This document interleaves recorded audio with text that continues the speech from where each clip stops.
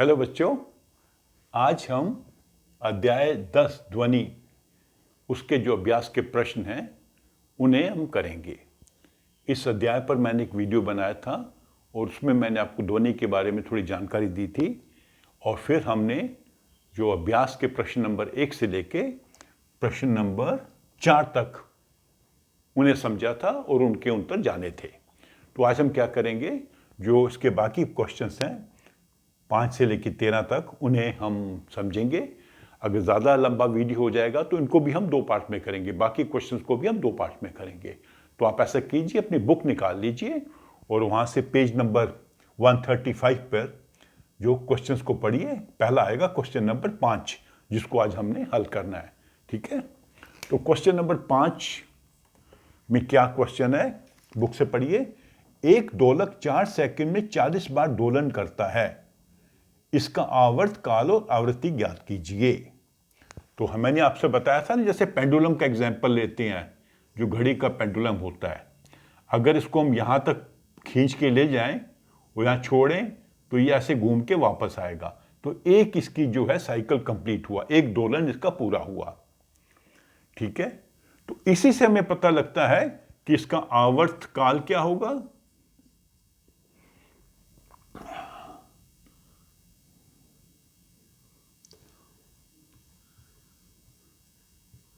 और आवृत्ति क्या होगी। दोनों कॉन्सेप्ट एक दूसरे से जुड़े हुए हैं। ठीक है, तो आवर्त काल क्या होता है कि कितने समय में एक साइकिल पूरा करेगा, कितना समय लगेगा एक दोलन पूरा होने में, और 1 सेकंड में कितने दोलन होंगे वो आवृत्ति होता है। ठीक है, तो आवर्त काल, अब इसने क्या बताया हमें, 4 सेकंड में 40 बार, 4 सेकंड 40 दोलन। तो हमें क्या पता करना है कि एक दोलन में कितना समय लगेगा। तो यूनिटरी मेथड 40 दोलन के लिए समय लगा 4 सेकंड। एक दोलन के लिए कितना समय लगेगा, यूनिटरी मेथड से 4 को 40 से डिवाइड कर देंगे, 1/10, दैट इज 0.1 सेकेंड। इतना समय लगता है इसको एक दोलन पूरा करने में। तो ये इसका आवर्त काल है। तो इसका पहला आंसर क्या होगा, 0.1 सेकेंड। ठीक है, दूसरा क्या है कि 1 सेकंड में कितनी दोलन होंगे। तो अभी देखिए, 4 सेकंड में 40 दोलन, तो 1 सेकंड में यूनिटरी मेथड से 40 को 4 से डिवाइड करेंगे, 10 दोलन। तो दोलन की यूनिट क्या होता है, हर्ट्ज। तो इसका आंसर होगा 10 हर्ट्ज। HZ लिखते हैं, ये इंग्लिश का वर्ड्स है, एक वैज्ञानिक के नाम पर बनाया हुआ है इन्होंने इसका यूनिट। तो ये इसका आंसर हुआ। तो अगर आपने निकालना है आवर्त काल, तो आपने क्या करना है, कितने सेकंड में एक वो साइकिल पूरा करेगा। तो यहां पर बताया था 40 दोलन 4 सेकंड में, तो 4 को 40 से डिवाइड करेंगे। अगर ये मान लो, मैं से इसमें क्वेश्चन में दिया नहीं, एग्जांपल देता हूं, मान लो ये 400 दोलन करता 4 सेकंड में, तो हम क्या करते, 4 को 400 से डिवाइड करते, 1/100, तो 0.01 इसका आंसर आता। तो आपने समय को इनसे डिवाइड कर देना है, इस संख्या से। ठीक है, और आवृत्ति जानने के लिए क्या करना है कि 1 सेकंड में कितने दोलन होंगे। तो यहां पे 40 को हमने 4 से डिवाइड किया। ऐसे क्वेश्चंस आपको आ सकते हैं, थोड़े बिन क्वेश्चन भी टीचर दे सकती है, तो उसमें कोई दिक्कत नहीं है, मेथड वही है। समय निकालना है कि आवृत्ति निकालनी है। समय का आवर्त काल का जो यूनिट होगा सेकंड्स होगा और आवृत्ति का यूनिट होगा हर्ट्ज। तो अब आ जाते हैं नेक्स्ट क्वेश्चन नंबर 6 पे।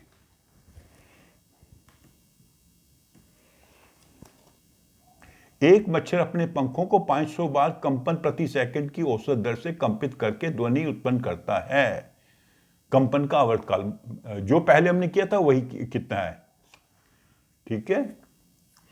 तो हमने कहा था कि जब भी कोई वस्तु कंपन करती है तो ध्वनि पैदा करती है, तो मच्छर के पंख भी ऐसे कंपन करते हैं, उससे उसकी आवाज सुनाई देती। कभी आप सुनोगे आपके कान के पास गूं की आवाज आती है, उसके पंखों की आवाज आती है, जब पंख उसके ऊपर नीचे कंपन करते हैं। तो यहां पर क्या बताया इन्होंने, 500 कंपन,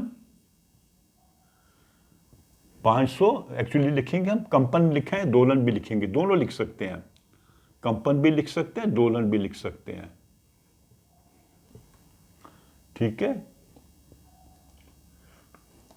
और दूसरा क्या बताया इन्होंने, 1 सेकंड में, समय क्या बताया, 1 सेकंड।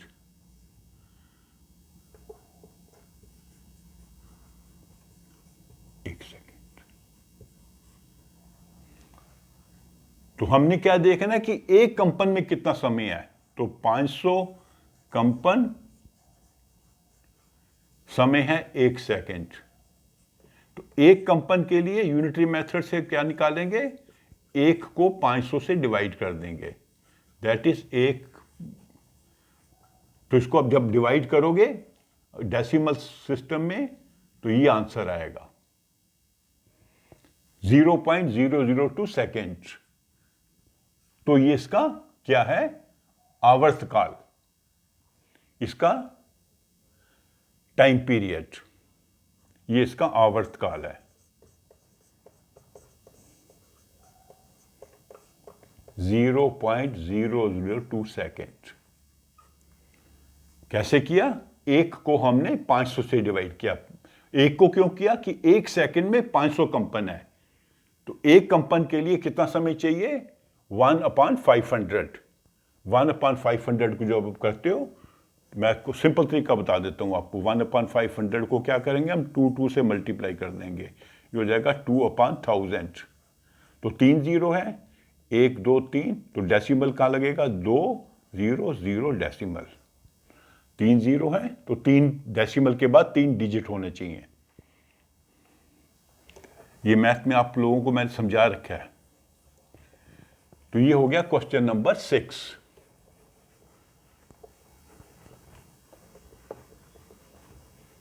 तो अभी आ जाते हैं हम क्वेश्चन नंबर 7 पे।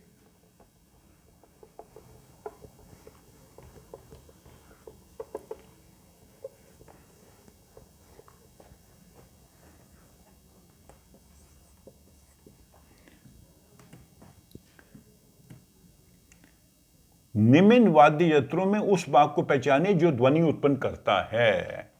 तो कौन सा भाग है यंत्र का जिसमें कंपन होता है, तो ढोलक। तो आपने देखा ही होगा, ढोलक जो होता है उसके ये एक लेदर की मेम्ब्रेन होती है, इसको जब थपथपाते हैं तो आवाज आती है, तो इसको क्या कहते हैं, इसको कहते हैं तारित। मैंने बुक में देखा था, इसके लिए वर्ड जो है क्या है, तानित झिल्ली, तानित झिल्ली। तो तानित झिल्ली जो ढोलक की होती है उसको थपथपाने से कंपन होता है और ध्वनि पैदा होती है। दूसरा क्या यंत्र है, सितार। सितार में तार को हम जो है उसके कंपन से ध्वनि पैदा होती है। फिर तीसरा क्या है, बांसुरी। बांसुरी में आप कुछ अनुमान लगा सकते हैं,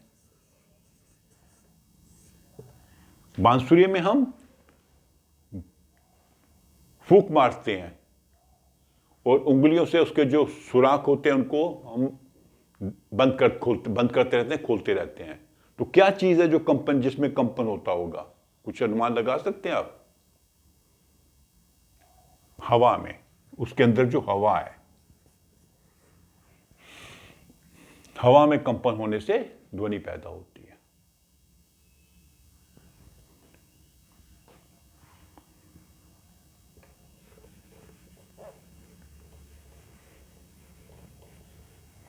तो ये हो गया आपका क्वेश्चन नंबर 7।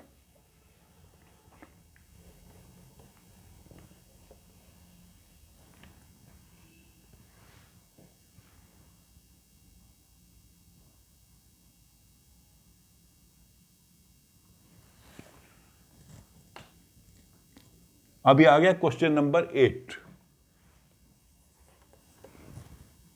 क्वेश्चन नंबर 8 में कहता है शोर और संगीत में क्या अंतर है। शोर और संगीत,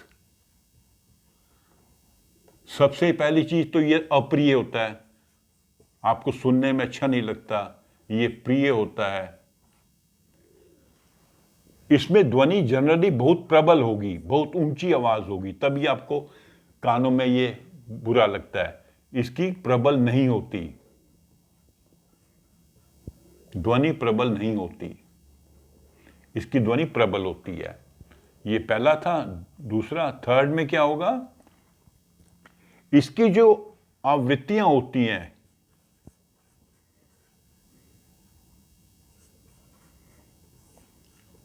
वो होती हैं किसी अनुपात में नहीं होती।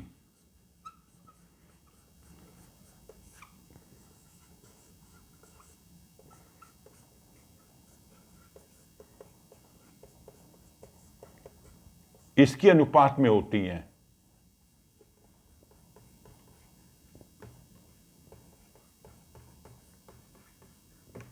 तभी तो आपको संगीत सीखना पड़ता है कि किस आवृत्ति को किस अनुपात में हमने बजाना है या ध्वनि निकालनी है। और इसकी जो होती हैं वो अनियमित, कोई नियम नहीं है। आवृत्तियों में अनुपात नहीं है और नियमित, कोई नियम नहीं है, इसमें नियमित होती हैं। संगीत सीखकर आपको पता लगता है कि कौन सा वाद्य यंत्र कैसे बजाना है, ताकि आप जो उसमें से ध्वनि निकल रही हैं उसकी जो आवृत्ति है उसमें कुछ अनुपात होना चाहिए और वो नियमित होनी चाहिए। तो इसकी आवृत्तियां अनियमित होती हैं, इसकी आवृत्तियां नियमित होती हैं। इसकी आवृत्तियों में कोई अनुपात नहीं होता, इनकी आवृत्तियों में अनुपात होता है।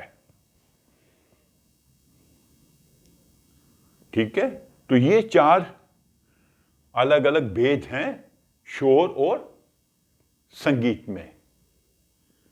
ठीक है, तो अभी हम क्या करते हैं, मेरे को लग रहा है वीडियो ये भी थोड़ा लंबा हो रहा है, तो अभी हम जो इसके जो बाकी के 4 क्वेश्चंस हैं वो अगले वीडियो में कर लेंगे। ठीक है, तो आप मेरे इस वीडियो को लाइक करो, अपने फ्रेंड्स के साथ शेयर करो और मेरे चैनल को सब्सक्राइब भी करो। Thank you.